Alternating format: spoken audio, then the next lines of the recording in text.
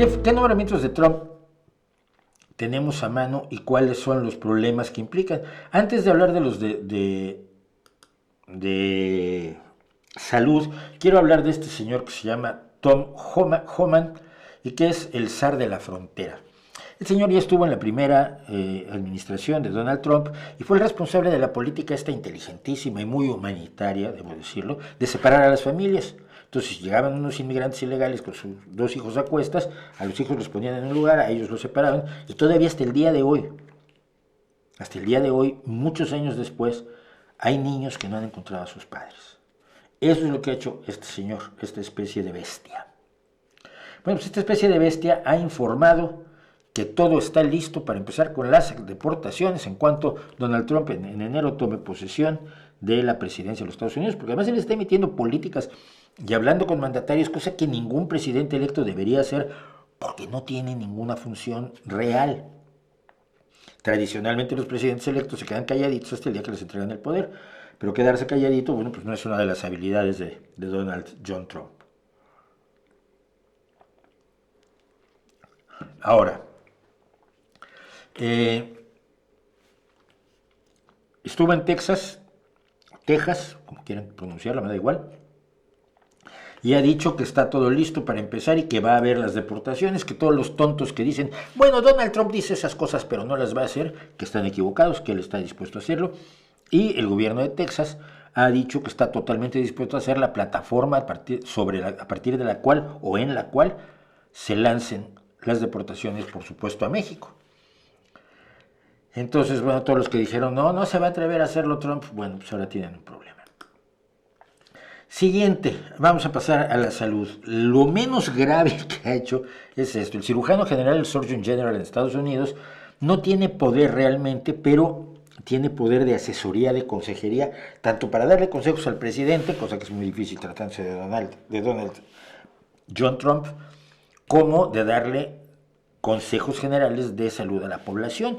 El cirujano general de Estados Unidos fue el que lanzó la campaña antitabaco hace un montonal de décadas, que con los años se fue dando hasta lograr, pues, bastante limpiar de tabaco el mundo. Es raro ya ver a alguien fumar, y mira, yo fumé como una chimenea. Bueno, esta es la doctora Janet Nesheiwat, que es de una familia de inmigrantes católicos jordanos. Entonces, igual ella, que es hija de ellos, pues igual la echa el Himmler de Donald Trump, Stephen Miller, que dice que va a echar también a los hijos de inmigrantes y a los estadounidenses nacionalizados y a todos los que pueda.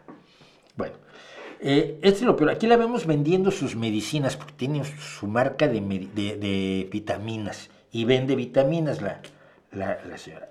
Es lo menos grave. ¿Por qué? Pero es una doctora de medicina familiar y es una doctora que ha trabajado en lugares de desastre, físicamente ha ido a atender como médico de emergencias lugares donde han sufrido desastres naturales, etc. O sea, tiene una vocación médica indudable.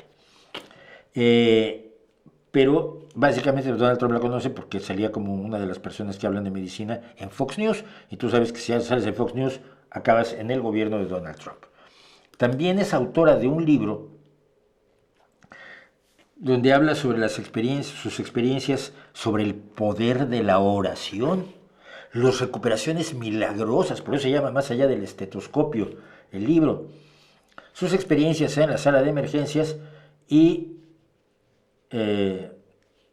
una visión un poco absurda, ¿no?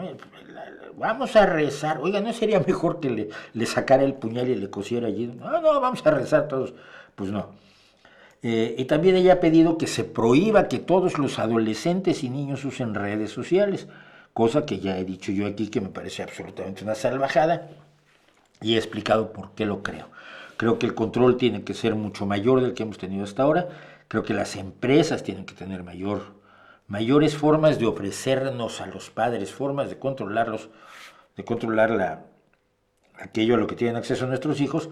Pero por otro lado, la realidad está allí, no la vas a parar nunca. Ay, es que los niños están viendo porno. ¿Tú crees que nosotros a los 9, 10 años no veíamos porno? Tú eres tonto. No veíamos tanto, pero sí veíamos. No es mejor explicarle a un niño que, oye, mira, lo que ves tú en la red, pues no tiene nada que ver con las relaciones sexuales de verdad ni con la pareja de verdad, es una cosa de fantasía, es como ver Toy Story, los juguetes no se mueven y la gente pues, no practica el sexo de esta manera. Punto. Es una fantasía y nada más. Es preferible explicar eso a los niños que prohibir. Aquí una de las cosas que está haciendo el PSOE, que a mí me parece absurda, es decir que van a cerrar los sitios de porno que no controlen la entrada de los niños. No me parece muy bien, pero tú estás enterado que las más grandes empresas de porno del mundo, como Pornhub, están en Estados Unidos. ¿Qué vas a hacer? ¿Meter un cortafuegos a nivel nacional como China? Lo veo muy difícil. Entonces, esa idea de que tú desde a nivel nacional puedes controlar los fenómenos globales, pues me parece que alguien está errando allí. Pero bueno, esa es la historia. Esta mujer quiere quitárselo a todos los niños, pero es la menos grave. Verdaderamente grave es este señor, Jai Bhattacharya, de ni ayer ni hoy lo puedo pronunciar, Bhattacharya, que como se imaginará, pues es de origen indostano, y él va a estar a cargo de los Institutos Nacionales de Investigación. ¿Qué son los Institutos Nacionales de Investigación? Pues es una dependencia del gobierno estadounidense que maneja 50,000 millones de dólares de presupuesto anual, que tiene a su cargo 27 institutos y centros de investigación y es el máximo financiador de investigación médica de todo el mundo. Y esto se le está poniendo en manos de este señor que ha acusado a los anteriores líderes del Instituto Nacional, de los Institutos Nacionales de Salud, los NIH, National Institutes of Health, de suprimir el debate científico durante la pandemia porque él quería que la gente se fuera por el lado de la inmunidad de manada y no por el lado del confinamiento ni de las vacunas. Él decía que las vacunas no valían, sobre todo para niños. ¿Qué era la idea de la inmunidad de manada? Pues hombre, que se contagie la mayor cantidad de gente posible y entonces ya se morirán los que se tienen que morir, los demás ya quedamos inmunes. Hemos descubierto que no quedamos inmunes, que el virus muta a una enorme velocidad y que necesitamos revacunarnos con frecuencia. Ni modo. Es como funciona el virus, cómo funcionan los virus además, los coronavirus como el de la gripe, que por eso tenemos que vacunarnos todos los años, por las mutaciones del virus y que no te vacunan contra todas las mutaciones. Bueno, todo esto se entiende, pero él dice que no. Entonces que mejor que la gente se tenía que empezar a morir. Y por supuesto ni siquiera se sabía que existía el COVID persistente. Hay una chica, ahora me acuerdo, Diana, The Physics Girl, la chica de la física, una excelente divulgadora, de las que están allí porque les entusiasma la física más que porque quieren ser famosas, que pasa con muchos divulgadores en la actualidad, lo siento. Y The Physics Girl de pronto desapareció hace 2 años. Y estas semanas me acabo de enterar que tiene COVID persistente, que estuvo 2 años en cama, que apenas está empezando a recuperar el control de su cuerpo y de su mente, e hizo algunas actualizaciones desde su cama muy estremecedoras, porque tú la veías como una chica, acababa de salir de graduarse de doctora en física y se acababa de casar y tenía una vida maravillosa por delante y tenía un montón de gente que la veíamos y de pronto la COVID persistente, pero tiene 2 años fuera de circulación y no saben qué tanto se va a poder recuperar. Todo esto les daba igual a estos. Entonces, pues lo que van a hacer es girar la investigación hacia las enfermedades crónicas para curarlas, como la diabetes, que no se puede curar directamente porque no es una enfermedad como una enfermedad infecciosa, pero que los Institutos Nacionales de la Salud investiguen menos las enfermedades infecciosas, que son las más comunes, las más peligrosas y las que sí podemos atacar, y lo sabemos gracias a los avances de los últimos 180 años de la medicina. Antes no había medicina. Esto es este señor. El siguiente en la lista, el señor Dave Weldon, que es médico y antiguo congresista por Florida, que Florida es el lugar más delirante de los Estados Unidos. Bueno, él era de los que afirmaban que el timerosal era un conservador, un conservante que se usaba en vacunas, provocaba el autismo. No es cierto. El timerosal contiene un mercurio en una forma que no se acumula en el cuerpo. Es así de sencillo. Cuando yo empecé a usar lentes de contacto suaves, el líquido que usabas para ponerles, para lavarlas y para podértelas poner y para usarlo como lágrima, contenía timerosal, porque es un conservante que impide la presencia de bacterias. ¡Oh! ¿Qué permite el timerosal? En las vacunas, o permitía, creo que ya no se usa en absolutamente ninguna vacuna, pues permitía que tú tenías un frasquito y podías sacar 10 vacunas de allí y vacunar a 10 personas, lo cual resultaba mucho más barato que tener 10 frasquitos, 10 mini frasquitos o 10 jeringas precargadas para vacunar a esas mismas 10 personas. Entonces, como una cuestión de economía, pues el timerosal ahorraba cosas, sobre todo para países donde no hay dinero ni siquiera para vacunar a los niños. La idea de que las vacunas causan autismo es un invento, sabemos quién lo inventó, sabemos que es un embuste. A esa persona se le ha quitado, es el doctor Wakeman, se le quitó el derecho a practicar la medicina en el Reino Unido, pero sigue viviendo el mito y lo siguen manejando. Y lo que hacen los centros para la prevención de enfermedades, los Centros para el Control de las Enfermedades, Centers for Disease Control o CDC, que es lo que va a manejar este señor, hacen entre otras cosas las recomendaciones de vacunas para el público, incluidas el programa de vacunas pediátricas que siguen las escuelas y los padres, que incluye vacunas para enfermedades como la papera, el sarampión, la rubiola, la poliomielitis y la hepatitis, y se actualiza cada año. Y evidentemente, si este señor es antivacunas y su jefe, porque el jefe de todos estos es Robert F. Kennedy, no lo olvidemos, que es un hombre que está muy dañado, pues lo que tenemos es que vamos a tener una administración antivacunas. Y la pregunta es, ¿y a mí qué? Yo estoy en Estados Unidos, mi hijo está bien vacunado, yo llevo las 5 de la COVID y estoy esperando la sexta para ponérmela. ¿A mí qué? Bueno, mira. Primero que nada, muchas de las barbaridades que dicen estos salvajes las dice también la extrema izquierda, la izquierda Feng Shui, de la que yo hablo en este libro.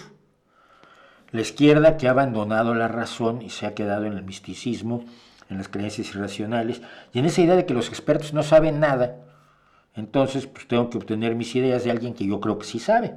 Hoy oía yo en el gimnasio a un chaval que le preguntaba a otro sobre su nutrición, y el otro, vamos, como si fuera doctor en nutrición, le estaba explicando qué tenía que comer. Los dos goripollos, o sea, los dos gente de mucho músculo y qué bien. Y entonces él le estaba dando recomendaciones de nutrición. Y yo decía al que le preguntaba, este no le va a preguntar a un nutricionista, no le va a preguntar a un médico, no le va a preguntar a un médico del deporte, porque ellos no saben. Pero su gym bro, que está en el casillero de junto, esa es su fuente de información sobre cómo nutrirse. Y acabará dándole esteroides. Y claro, no confiar en los expertos es confiar en los que no son expertos, lo cual es muy estúpido. Los expertos pueden equivocarse, los otros se equivocan siempre. Entonces, ¿cómo nos afecta esto? Que todo el rollo antivacunas de un sector de la izquierda, todo el rollo antimedicina, todo el rollo antifarmacéuticas de un sector de la izquierda coincide con Robert F. Kennedy. Y ahí están viviendo del brazo de un loco gravísimo que se dedicaba a cortar la cabeza a ballenas para llevárselas en el coche, o que un día encontró un oso muerto y lo tiró en Central Park de broma, tipo que fue adicto además a todas las drogas del mundo.